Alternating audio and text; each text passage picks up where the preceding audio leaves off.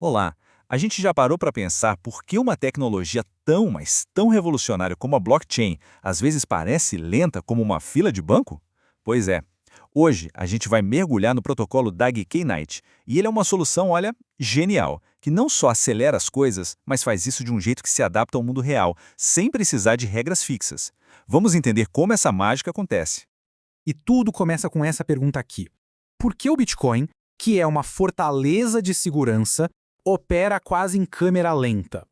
O mais curioso é que essa lentidão não é um defeito, sabe? É uma característica fundamental do design, um dilema que os engenheiros vêm tentando resolver há anos.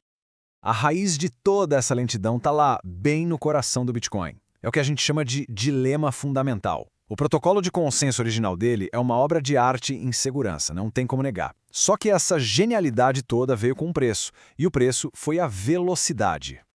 E aqui está ele, o famoso consenso de Nakamoto. Para garantir que ninguém consiga gastar a mesma moeda duas vezes, ele impõe uma regra bem rígida. Todas as transações, sem exceção, têm que entrar numa única fila de blocos. Uma espécie de fila indiana digital. E para não ter briga, a regra é clara. A corrente mais longa é a que ganha. Isso deixa tudo incrivelmente seguro, mas como consequência inevitavelmente lento. E aí que a gente cai nesse dilema clássico entre velocidade e segurança, que está muito bem explicado aqui. Se a gente tenta criar blocos rápido demais, a rede toda fica confusa, sem saber qual é a ordem certa. Isso cria um monte de divisões e, no fim, diminui a segurança. Por outro lado, um intervalo bem longo, tipo os 10 minutos do Bitcoin, dá tempo para todo mundo se alinhar e entrar em consenso. A segurança vai lá para cima, mas o preço é uma velocidade de dar sono. Bom, se uma fila única é o problema, a solução mais lógica seria criar mais pistas, não é mesmo? E foi exatamente essa a primeira grande sacada, a primeira evolução nesse pensamento. Sair dessa estrutura de corrente, que é linear, para algo bem mais complexo e paralelo, os grafos. A ideia que mudou o jogo foi justamente essa. E se, em vez de uma filinha única, a gente tivesse uma super rodovia com várias pistas? Um lugar onde os blocos pudessem ser processados todos ao mesmo tempo, em paralelo. Isso não seria só um ajustezinho na velocidade. Seria, na verdade, uma mudança total na maneira de pensar escalabilidade. E foi assim que nasceu o Block DAG. Basicamente, é uma estrutura onde um bloco pode se conectar a vários blocos que vieram antes, e não só a um. É nesse ponto que aquela nossa rodovia de múltiplas pistas vira uma realidade técnica, permitindo criar blocos muito mais rápido e, claro, processar um volume de transações bem maior. Protocolos pioneiros como o Phantom foram os primeiros a usar essa abordagem. Com um Block DAG, aquela regra antiga da corrente mais longa já não faz mais sentido. Em vez disso, o Phantom faz uma busca pelo maior grupo de blocos que estão mais bem conectados entre si. Pense assim, é como tentar achar a turma mais popular numa festa, em vez de só seguir a pessoa mais alta. E olha, isso parecia a solução perfeita, mais rápido, mais eficiente. Só que essa primeira geração de protocolos tinha um pequeno problema, um calcanhar de Aquiles, uma falha que nascia de uma previsão que eles eram obrigados a fazer sobre o comportamento da rede. A própria pesquisa que deu origem a tudo isso resume o problema de forma perfeita. A citação diz que os tempos de confirmação dependem desse limite de pior caso, mesmo quando a rede está saudável. Ou seja, o protocolo estava, na prática, operando com um freio de mão puxado o tempo todo, limitando o próprio desempenho sem necessidade. E essa limitação toda vem de uma coisinha chamada parâmetro K. Imagina que esse K é uma regra de trânsito, só que gravada em pedra no código do protocolo.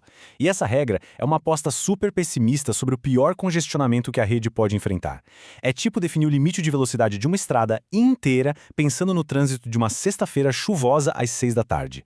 E obrigar todo mundo a andar naquela velocidade, mesmo num domingo de manhã com a pista livre.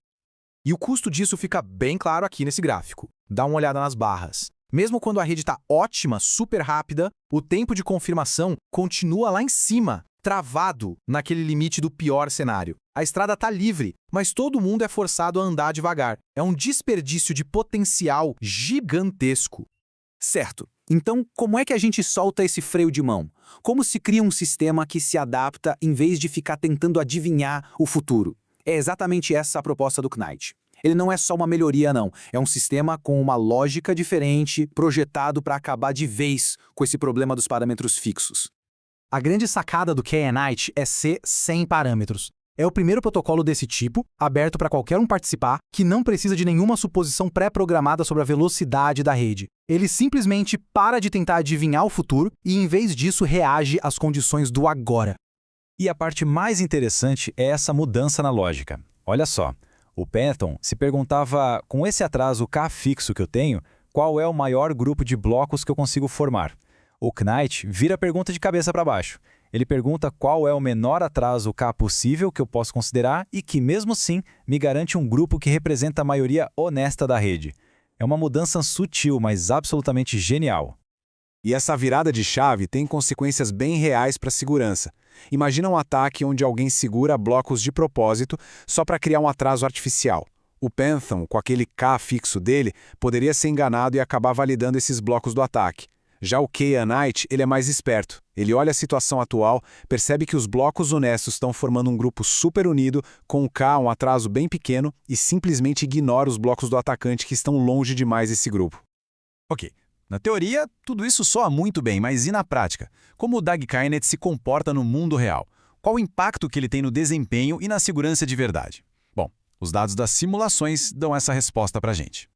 Esse gráfico da pesquisa é muito revelador. Olha o que acontece.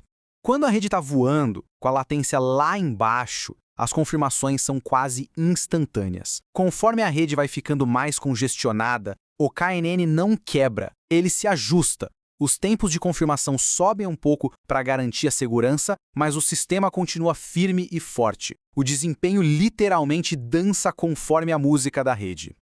E essa tabela aqui resume tudo de uma forma brilhante. O consenso de Nakamoto, sempre lento. O Phantom fica travado na sua configuração lenta e ainda pode ficar vulnerável se as previsões dele estiverem erradas. E o Knight, bom, ele é rápido quando as coisas estão boas e quando pioram, ele diminui o ritmo para se manter seguro. Ele se adapta.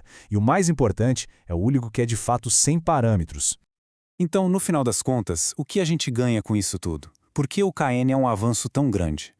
Primeiro, transações muito mais rápidas, porque a velocidade acompanha a realidade da rede. Segundo, uma segurança mais robusta, porque o protocolo não entra em pânico se a rede fica lenta. Ele consegue se autoestabilizar, se recuperar de problemas grandes. E por último, ele aguenta um volume muito maior de transações. É o pacote completo. E tudo isso nos deixa com uma pergunta para o futuro.